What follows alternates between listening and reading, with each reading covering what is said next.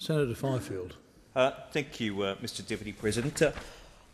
On this side of the chamber, we take very seriously the Senate's role as a place of scrutiny and as a place of accountability.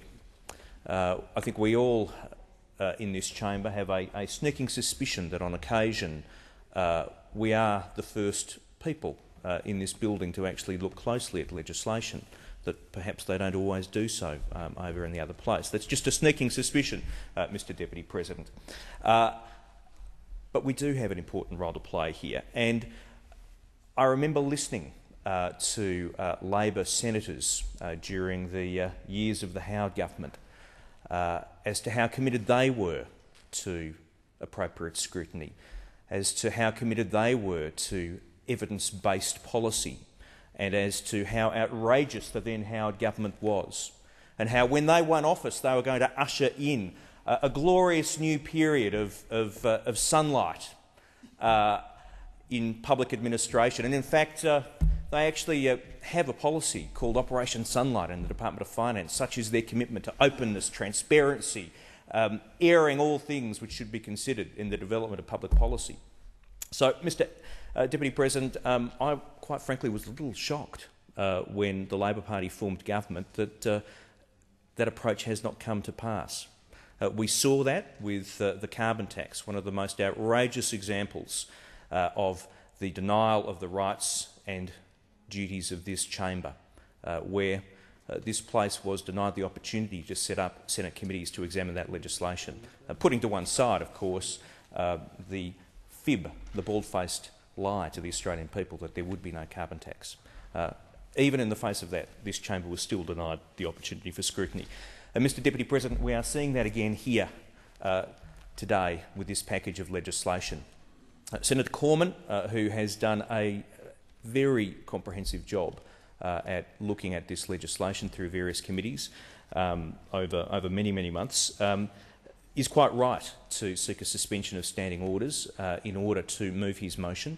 His motion is merely calling upon the government to do that which the Senate has already directed it to do, and that is to provide information.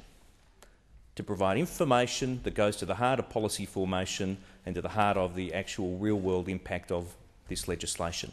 The Senate has already passed orders requesting that information, and the government have not complied. So we are at a great disadvantage on this side of the chamber to fully examine this legislation and its implications. And I think it is very reasonable of the opposition to seek the Senate to suspend standing orders so that a motion can be put to this chamber that there be no further consideration of this legislation until the previous Senate orders have been complied with. We have heard a great deal from the Australian Greens about the need for sunlight on the development of public policy, on the need for integrity, on the need for evidence-based policy.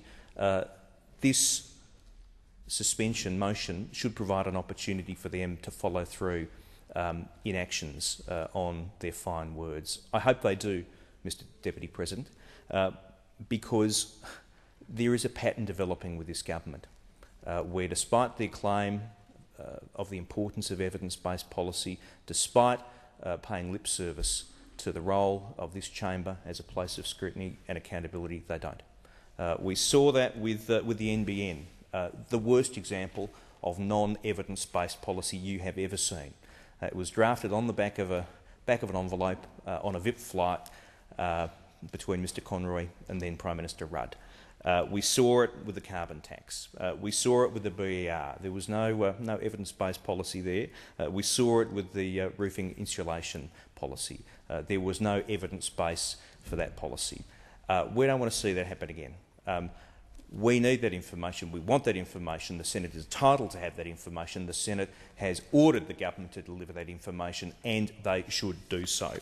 We will canvass at great length in the debate on the legislation itself, how complex, how unfair, how fiscally irresponsible this package of legislation is. But, Mr Deputy President, we have before us at the moment a very simple matter, and that is the Senate should suspend standing orders so that Senator Cormann can move his motion deferring further consideration of this legislation until the government complies with the Senate order. Senator Fifield, your time has expired.